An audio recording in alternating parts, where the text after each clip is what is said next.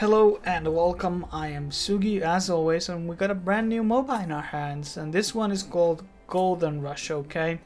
And this game is currently on Steam as an early access. You can buy a bunch of different packs for it too. I won't be going too much into this pay to win stuff because I don't want to talk about it in the MOBA videos. Although it's relevant, there's been some flack about the game's monetization model. And you know, a Russian company like Prime World, made by Nivel, kind of had the same problem. And what is also really interesting is that the artwork seems to be made by the same artist who did majority of the stuff to Prime World, and the art is really good, and it actually has pretty good like music on the login page or the menu page and in the game as well. And before you actually start the game, it throws you into the tutorial, so you kind of learn what to do in the game. The tutorial is kind of short, and it doesn't really like cover too much of the economics of the game, which is kind of weird, or it doesn't actually tell you the victory condition. But as you can base it probably from the name, there's 4 teams, okay, and each of them will be in the same map, and they will be doing like these jungle camps or forest camps, what you want to do it, and these guys drop treasure chests and you get gold, and with who gets the certain amount of gold will win the game. It's somewhat similar to Dead Island Epidemic RIP type of a game mode where you have 4 teams and trying to get like resources from the map, and you can PvP at the same time. There's a lot of random effects, and because you know, a lot of RNG when you like are 4 versus 4 versus 4 versus 4.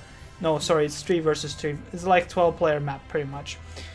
But there are some things that are not really cool about this game. It doesn't have a lot of options. The graphics are decent, but it doesn't let you like resize the interface to become a bit smaller, which was kind of annoying that it was taking so much of the screen.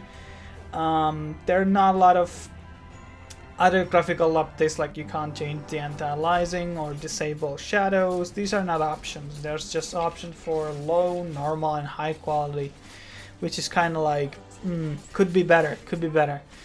Other thing that I noticed in the game, that there seems to be only 6 characters, and MOBA's always been about those classes and having multiple characters to play. And this game doesn't really provide that because you only have these like 6 characters. I don't know if they're gonna add more, but it's getting pretty boring after a while trying out like only 6 characters. And you can apparently like play 3 same class in the same map. You can have 3 witches in your team, which is kind of interesting though. But once you have like a small character pool, this is half what you have to do normally in a game like this. But I guess they will be adding more content in the game. I don't really know about their like development schedule. As for like other stuff in the game, I think it like runs pretty good. I didn't have like delays or anything. The game can be really snowbally, and I feel like you can go a lot behind in levels in the game as I've tried. And that was a bit of a problem for me. I didn't like that concept at all. Like, there was like people like being 10 levels above, and you know, if you didn't move with your team, you can't do much. There's this interesting, also there's no shop in the game pretty much, so there's a like, once you hop into the game, you can like equip items for your character, and this is where the kind of the pay to win aspect comes from, where you can have like these different like staffs or like swords, and these will boost your attack and maybe have some other small passives.